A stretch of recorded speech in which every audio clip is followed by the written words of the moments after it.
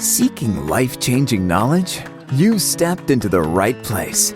Welcome to Bold Perspectives with Samantha Postman. In every episode, discover, explore, and grow your personal or professional self with real and relevant knowledge to help you improve your own life and make a positive impact in the world around you. Tune in for honest insights, life advice, inspirational wisdom, and the occasional salty rants. Because you are meant to live a better and bolder life.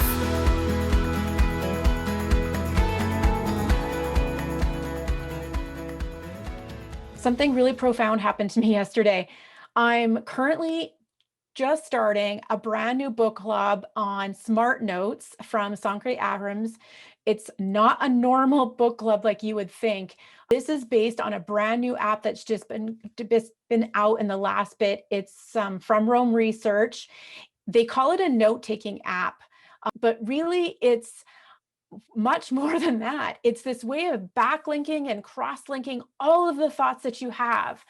It's like what this guy called Tiago Fortes calls a second brain. It's a way to build a second brain. It is groundbreaking and it is going to change the world. I might even talk about it a little bit more in another podcast. But why I'm here right now is just to tell you about our writing exercises. So this book club is more than just reading a book. It's about writing. It's about developing our writing and developing it inside of this app. And so yesterday we had a prompt from our instructor. The guy's name is Bohan. He is an aspiring actor, is an actor out of the US, and he's got a gift for teaching. He's got a gift for inspiring. He doesn't just educate, he adds elements like this meditational type music and prompts you in a way that just gets your mind thinking and just gets you to kind of like get into a mental space that you didn't think you would. And just how this book club works is it's networked thought. So we're all on this collaborative base where the book resides. And then in it each day, we have daily lessons and we can record our journaling inside of the app on our own pages, but then we can link to each other's pages and we can link by day. So for example, yesterday was officially day 3. It was titled With Childlike Experience. Actually, I'm not even sure the title now. So Bo starts out with this thing that you can find on YouTube just to kind of get us going and thinking. And then he leads into this 28-minute music. It's an instrumental medley. So just to kind of get you on page, we write in our own journals each day. And then it's categorized by our date and what we're writing on that day. So we have a prompt. And then what happens is that prompt is actually linked. It's got like, it's a link, kind of like it's a hyperlink really. So it's a hyperlink and all of us can hyperlink to it. So when I go to this hyperlink, so yesterday the prompt was, I remember the first time that. And so that is hyperlinked and we all type under that. So if I want to know what anyone else wrote, I click on the hyperlink. And that hyperlink will bring me to a new page, which will show me all of the entries from that day. So only the people who entered will be on that page. And so I can go on and see what everyone else was writing. And then I can't change their block once they write on it. It's locked, but I can add thoughts to it. So then it becomes this like branched out networked thought, which is really what we do when we think. We have all of these ideas who are brought into us, experiences that are brought into us. And then from that, we create our own thoughts that branch off of all of those other thoughts. So I'm not going to get into more about what Rome Research is right now. You can check it out online. There's tons of amazing YouTubes on it if you're interested in getting into it. But I'm not really here to sell Rome Research, and I'm not getting paid to say this.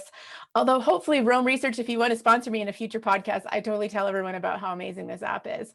It is more or less a beta version. So just so you know, this is not, if you go on to this app, this is not a completely developed. Most of the people who are on here are people who can do some CSS coding. I'm not one of them, but I can kind of stitch some things together. And I'm using it in a fairly rudimentary way until they get to their front end ability where an average user, if you will, can just easily click everything that you want to do. So if you're willing to put a little extra grunt work in, get in on the ground floor on this, because I mean, like Bo says, we're on the frontier right now, something really new. So I'm going to put you back into my place from yesterday. What happened was we had this writing prompt. I'm committed to doing these writings every day. However, I have an obstacle that other people don't have. I know when you look at me or you see me online, you're going to say this person doesn't have a disability. However, I have quite a few invisible disabilities, not all of which I'm going to go into right now, but I'm going to talk about one specifically, and it's typing. I don't type very well. When I type, my fingers don't type the letter in the order of the way I want to spell it. And so this is a big disability for me because I have a really hard time writing. And I can handwrite very well because I'm a good draw lines around and quick erase. I especially like whiteboarding. It's like my favorite thing to do, to be honest. But that's not how we write, and it's not very fast. And when I handwrite things, I have to like go in and then go type them. So I'm still running into the same problem that I have if I want to log this. So I'm committed to this writing exercise. I start the writing process after the prompt. And what happens to me is I have like red lines everywhere because I've got typos everywhere. The grammar is not correct. And so it kind of stops my mind. And my real disability is that I have terrible arthritis in my hands. I'm going to talk about it later. You're going to hear about a little bit about it, but it really holds me back. In fact, I lost a lot of physical things that I could do because of this debilitating arthritis that I have at times. Sometimes I can do more than others. And so I lost a lot of my passions. I used to do a lot of photography, although now phones have really caught up. And so I can do some great photography with my phone now. But what has happened is I need to be able to express what's in my mind because I can't physically do a lot of things like we used to do, like art, or like I said, photography or gardening or doing things with your hands that are an expression of yourself. And so writing is an expression of ourselves. So if I can't type, or I can't type very fast, and I think very fast, which you can tell, I talk very fast and I obviously can't keep it up at that level. I'm trying to figure out how am I going to figure out how to do 42 days of writing. And here's the other thing, I'm watching a website right now, which hopefully by the time this podcast gets released will be released, because I do have some writing. I did my master's not that long ago. And so I've got some great academic writing in there. Apparently I can academically write. It takes me a long time, but I need to be uploading a lot of blog content and I have so much to share with the world. But my hands are holding me back, which is why I decided to start a podcast. But then I'm a perfectionist and I'll re-record something 5 times and I'm super nervous. And what I'm about to share with you was not intended to be a podcast. What I'm about to share with you is very private. It's very vulnerable. I even tried to re-record it so I could adjust some of it to make it more perfect. However, I just couldn't repeat the heart without it making it sound a little read off. And so I'm going to do something really crazy. I'm going to share with you my journal from yesterday. It's audio. And just bear with me. The first little bit, I'm kind of getting up some courage to get deep. But if you just hold on for like a little bit, not long, it gets deep really fast. And what happened during this journey was while I was frustrated with typing, I switched to my Otter app. It's otter.ia. Again, I'm not getting paid to tell you this, but I absolutely love my Otter app. And I was like, how am I going to complete my writing app? And then I realized that writing it's actually not handwriting anymore. Writing, the word has changed. It's more like expressing through words. And that can be speaking. However, with all the tech that we have, we can now speak to text. So I found a workaround and I turned my Otter on yesterday and just started dictating in my journal entry. It was to myself. It was supposed to be private to begin with, or just shared within the book club. And as I continued on, I know you all just want to hear the audio and you're like, Samantha, stop talking, but this is important.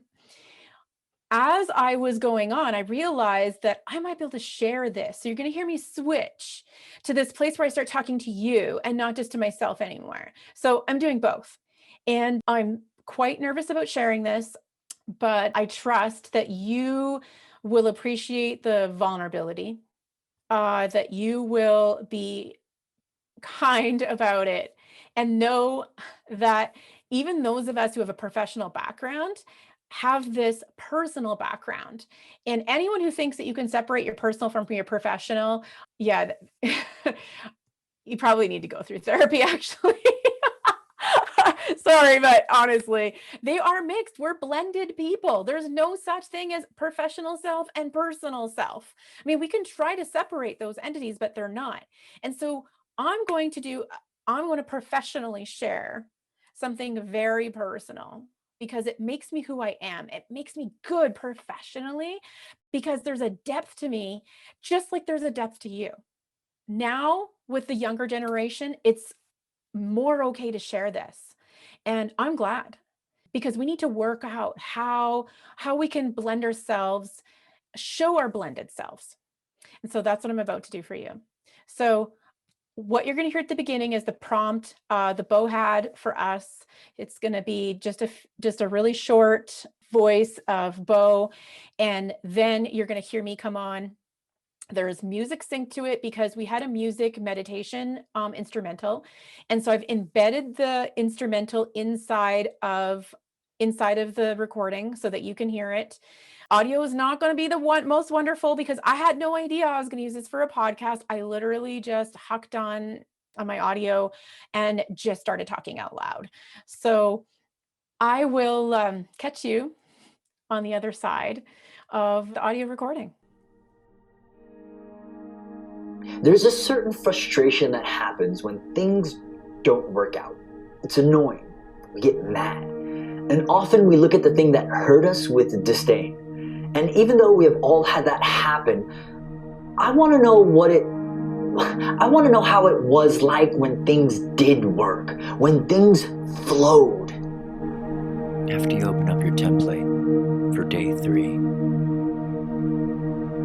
you'll have a prompt that says, I remember the first time I learned that. I remember the first time that I realized how powerful writing was. It was shortly after I had finished my master's at the age of 42. And for some reason, I just couldn't stop writing. It's strange because before I had started my master's, I disliked writing. I'd had some bad experiences in the past with my mom reading my journals from when I was young, and I always felt that my thoughts could be used against me. And so I bottled it inside and tried to hold all the information I could in my mind.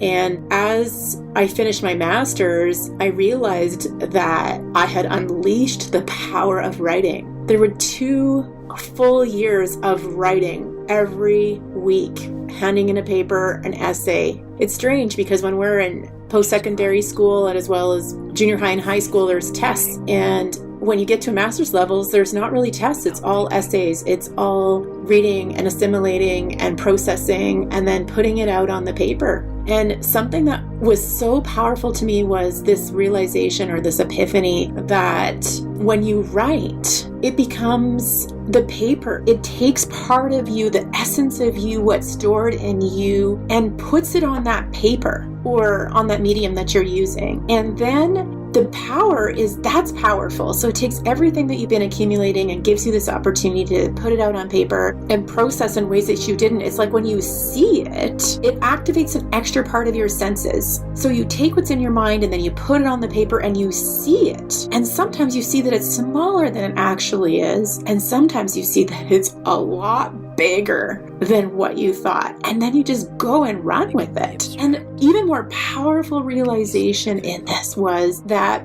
I realized that paper I wrote or that essay I wrote or anything that I wrote, even a journal entry, it's like it becomes a part of you. So it's this like reciprocated relationship with the writing. So the world pours into you and then you pour out into this expression. And then the expression it like reciprocates and pours back into you, which generates more writing. It's like your writing becomes part of the world that has assimilated and impressed onto you. And this is powerful.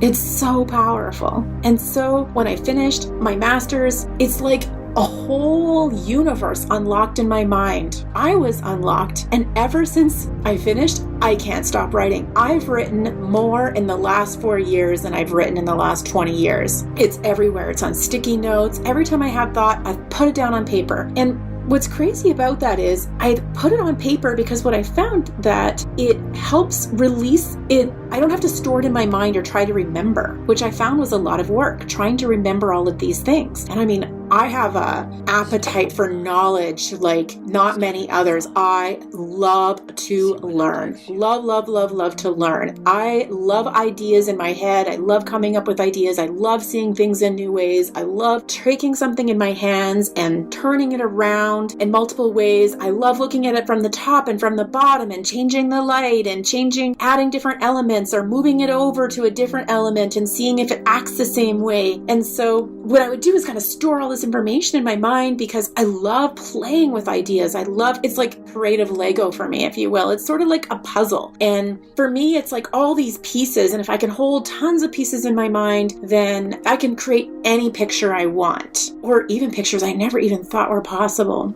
And that's what I love about learning. However, I've just lately come to this realization that I need to start sharing what I'm learning. And so I need to slow down. And this is where the writing process comes in, because what I was doing, I was thinking about slowing down.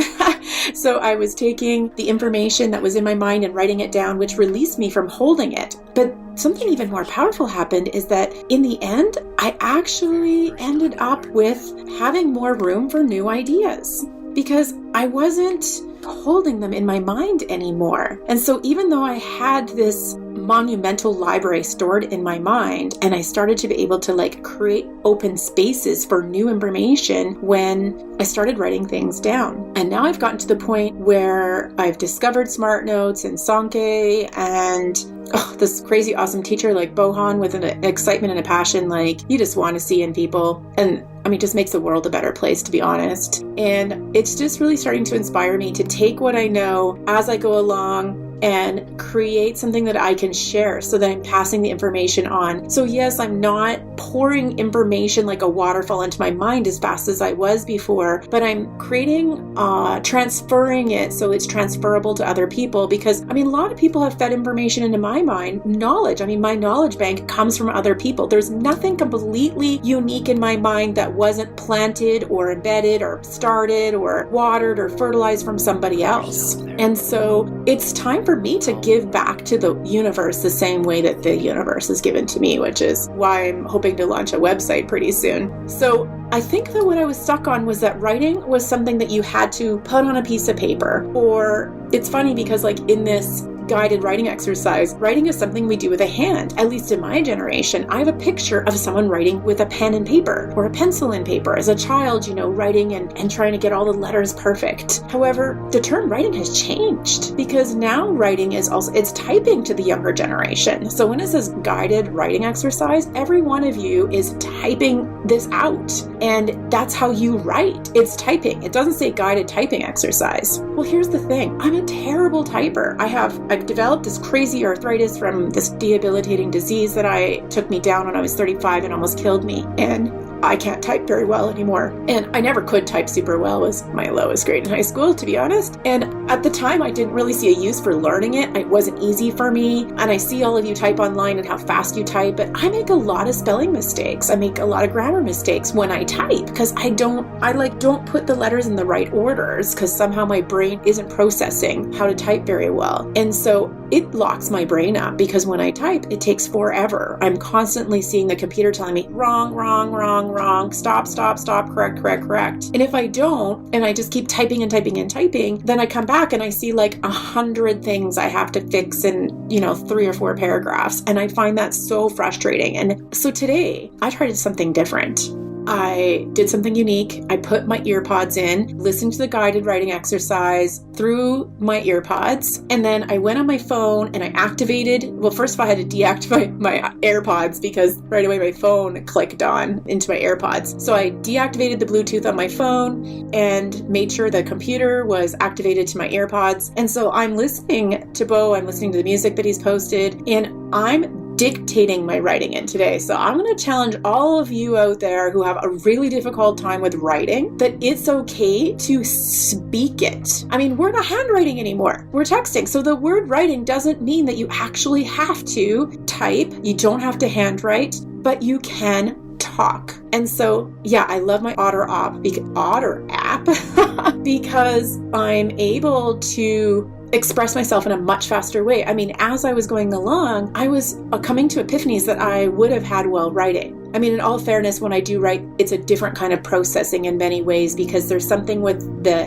head to the hand for me, especially because that's how I learn to express thoughts in my mind. And so I am losing the value of what it is to write, if you will. However, on the flip side of that, I've gained this ability and this freedom to just talk my writing in. And yeah, I probably, if I was going to use this online, I would have to correct it. I'd have to take out the ums and the ahs. But to be honest, there'd be a lot less of them than all of the grammar mistakes that I got to fix or the punctuation that I have to fix because my typing is so horrible. And just like a little side note, even in just 3 days, but one of my discoveries is I probably should be taking a typing class or seeking somebody who knows how to help me retrain my brain or retrain the way my hands and my brain express typing so that I can type better. I'm a really good speller when I write, and so I think that's why I find it frustrating when I type. And so I may have to look into seeing if I can get somebody to help me do that. I think it's a little bit more of a psychological issue now than just bad typing. Like I mentioned before, my autoimmune disease definitely rewired my brain. I think there was some damage done during that time of extreme illness and some rewiring. And so there are things like I flip, just for example, when I talk, I flip concepts. I think that I'm saying them in a linear way. I think I'm processing them in a linear way, at least it seems to me. But then when I speak, I flip things in a sentence. And so people sometimes have a hard time following me when I'm speaking, which I never had that problem before. So I find that really frustrating. Also too, when I was sick, I started to study Spanish and the language is flipped compared to English. And so they have a flipped way of thinking. It's not just the sentence structure, it's the way they think about the world that's different. I love the way they think about the world. And even though it has kind of messed up my English speaking and writing skills, it has given me a whole new way of looking at the world. Because like English is very self-centered. In English, we happen to the world. In fact, we're almost like our own little worlds ourselves. But in Spanish and specifically, what I've noticed is that the world kind of happens to you. You are secondary to the world. And so that is such a better way of looking at the world. It's a better way of looking at ourselves. I think that we would take negative things that happen to us a little less personal. It's not a personal attack. And that we're a part in the world. We are a piece of the world. We play a role in the world in the way I see Spanish or the way Spanish speakers are in Latin American countries. And in English, it's just not that way. I sometimes wonder if what happened along the way was the culture where English started from, what happens first? Because English is a very self-centered language in my opinion. And so what happened first? Was it a self-centered people that invented a language that reflected who they were? Or did the language itself self-perpetuate more self-centeredness because of the language itself? I think that's what's interesting about this is it's sort of like there's my aha moment here. It's sort of like what happens with writing. So you kind of have this tendency to think this certain way or the way the world has influenced you. And so you create something based on who you are. So if we were to use English as an example, so people who came up with the English language, they saw and experienced the world in a certain way, and then they were to process it. And so they process it through language, which is sort of like writing, which is what I'm kind of doing now. And then as the language progressed, it started to reciprocate and flip back onto themselves and embed into them. And so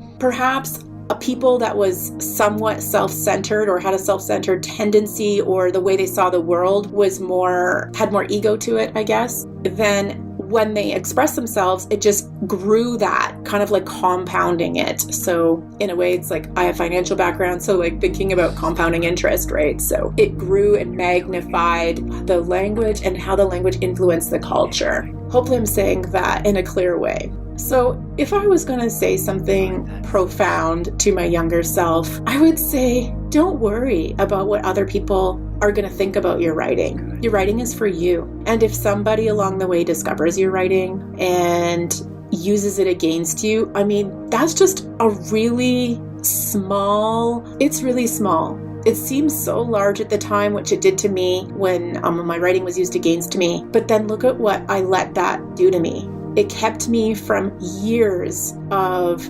creating art. You know, writing is art. And so I let somebody else reduce my art, reduce my expression. And maybe it's why I'm such a verbal expresser now, because everyone needs to express and we find different ways. And so for me, it's verbal. I mean, people can not forget what you say, but it's a lot harder for them to go and physically hand something to you that will embed in your mind. Although now there's so much transcriptions and recordings that, I mean, everything we say can be permanent now. So I'm going to do something kind of crazy here. Something I learned from my trauma specialist friend, Rosaline Stagg. She runs a trauma care center in BC. And she does this guided meditation, and she has you go into a room of you when you're smaller, when you're younger, and talk to yourself. And the first time I did it, it was earth-shattering. I mean, who would ever think about going into a room and talking to your younger self? Getting kind of emotional thinking about it, because for me, when I did it, it was in a time that I was processing a lot of emotional pain. But this time I'm going to use it in a different way. I'm going to do it this way. And if any of you out there have the same thing as me, where you wished you would have wrote, for some reason you didn't, and you kind of need to forgive yourself. I need to forgive myself, because right now I'm kind of mad at myself, and I'm mad at what I lost. I gained a lot. This is what I do when I'm not ready to go into an emotional place. I kind of talk for a bit. So we're going to do that for a minute before we go into the heavy space, although it's getting heavy already. I mean, I did gain, because I wasn't writing and slowing down, I guess. I accumulated large amounts of knowledge, simply because I just was going so fast. I developed speaking skills. I developed verbal articulation. I'm a verbal processor for sure. Even during this recording right now, the pure amount that I processed and creatively thought in this process was quite amazing and such a gift to me today. All right, so now that I was able to kind of get a little bit past the emotional part of what I need to do to prepare for this next step, I'm going to think about, okay, let's do it this way. I'm just going to talk to myself, and if you want to do it too at the same time, love for you to join me. Love for you to close your eyes, kind of push everything out of your mind, and while you have your eyes closed, then just take some deep breaths. We're going to take 3, and then just focus on either where you feel the breath. It might be in your nose or in your chest, and just take 3 big breaths and then just focus in on those breaths. So we're going to do that. I'm going to do that right now. Okay, it's time to go back to that time when you made a decision not to write anymore. That decision you made that writing wasn't worth it, that it wasn't for you, that this wasn't really going to be a part of your life, that writing could be used against you. I want you to see yourself in that space. See the room you were in when you came to this realization. See the people standing there if that's what you need to do. Go over to yourself. Smile at yourself. It's nice to see the old you. Sure looked a lot younger, didn't you? Full of life, full of excitement about what the world had to bring. Maybe even give yourself a hug. I'm going to do that. Samantha, I don't even know what to say to myself. I can feel it. How do I put that into words? I'm going to give it a try. Samantha, you made a decision that day. And yes, perhaps it changed your life. It changed your path. And maybe, well, not maybe, it did. You lost an opportunity to grow in a very powerful way. But guess what? You grew in other ways. Instead of writing, you spent time talking to people, sitting and having coffee, listening to people, laughing with people, traveling the world. And eventually you took up photography, which is sort of like writing. They say that a picture's worth 1,000 words. You wrote, Samantha, just in a lot of different ways. You wrote through your heart. You wrote through living. You wrote through teaching your children. You wrote through mentoring and passing on your knowledge. Writing isn't just taking a pen and writing on a paper anymore. Writing is expressing. Writing is processing. Writing is logging what you know and leaving it for those behind you if you so choose. You did all those things. And now, in your mid-40s, you've discovered the power of writing. And your path was yours to take because you needed to get to this one. And if anyone out there can resonate with me today, know that you did the best with what you could at the time. But now you know, and it's time. It's time to own what we know now and move forward in a different way. Move forward in a powerful way, to step into yourself. That expression is not just with a pen anymore. It can come out in art, in painting. I mean, writing is expression. We use different verbs, but writing is an active movement, an active expression. And if you're expressing in some way, you're writing. So own it. Maybe you don't type like I don't type very well. Find another way, like I'm doing today. Okay, I just came out of my room. I'm supposed to be in my room right now. All right, going back to the room. I'm going to forgive myself.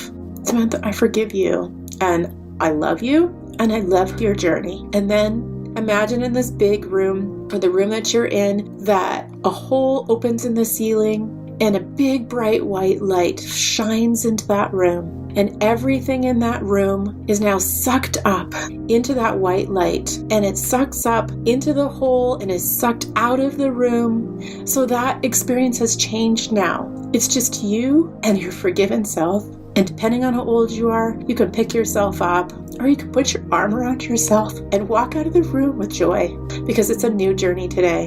And you are lighter, you are brighter, and you are ready to go and create. Wow, that was quite the journey this morning. I had no idea where that was going. I started out with the guided writing exercise online and started typing this morning. And I was so frustrated that I could barely get through 3 lines without having to correct spaces. And so I just thought outside the box, thought to see if there was another way I could complete the exercise. I have committed to doing these exercises. And if I can find a way that works for me, and this is going to work for you too, then please, love to hear if this worked for you too. And I've ended this crazy session with tears and some self-counseling apparently, and hopefully something powerful that you can take from this, just as I have today. This is Samantha Postman signing off. I just got real vulnerable with all of you. I can't believe I just did that. I can't believe I posted that online for all of you. And it's not perfect. This whole thing feels so imperfect to me. The way I've explained certain things, or I didn't explain them well enough, or I'm just starting out. I've never talked to myself out loud like this before. I'm better in conversations where I can respond to a person specifically. However, I was really encouraged by a number of people who had listened to my original journal entry to share this with other people so that they could journey in a growing way as well. I know that I've grown a lot in the last few days. And so I'm going to leave you with this. Let's be bold together. Maybe start with the same prompt that I had and do what I did. You can do it different ways. You can handwrite it out if you'd like. You could type it out, or you could just use the Otter app that I use and text it in or dictate it in. I really encourage you to listen to it if you do dictate it in again afterward, because like when you often will write something and then read it after, and there's power in that. And there's new epiphanies. It's like what I talked about in my journal entry. When you write, it's like it comes back and mirrors back onto you. And then there's more growing and learning from that. So if you do take the time to audio record, please listen to it again, or read the transcription if you're doing it in Otter. Your phones, everything else has audio recording. So you can do that as well without transcribing and then just listen to it. Even though I know it's really hard to listen to yourself. Believe me, I've had to listen to myself like a whole bunch of times just to put this together. And so we're just going to go back to the prompt that I had. Today, we were talking about childlike curiosity. And this is the prompt that we had for my journal exercise.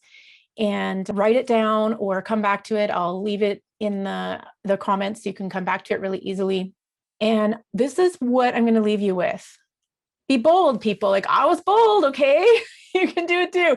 And if you're not bold, you're not going to grow as much. I'm telling you the truth. Like when you act small, you're going to grow small. If you want to grow big, you got to be bold and you got to grow bold. A boldness in yourself, because boldness is where growth happens. It's courage. I like to use the word as courage. Have courage. So I'm going to read the prompt off so I get the words correctly this time. I want you to remember this. Think about this. Here's your prompt.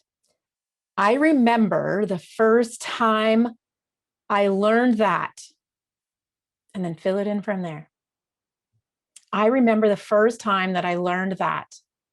Whatever came to mind, that's what you go with.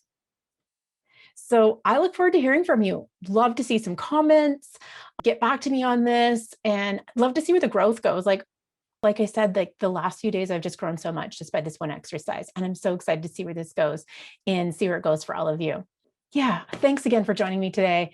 I'm Samantha Postman. Thanks for listening to Bold Perspectives with Samantha Postman. We'd love to hear which insights added value to your life or the lives of others. To help support the podcast, please share the love on social media, leave a rating or a review. If you don't want to miss out on exclusive content, sign up for her personal email letters. Check out Samantha's website at samanthapostman.com. Follow her on YouTube, Twitter, LinkedIn, Facebook, or Instagram. Thanks for your amazing support. We'll see you again. And remember, you are meant to live a better and bolder life.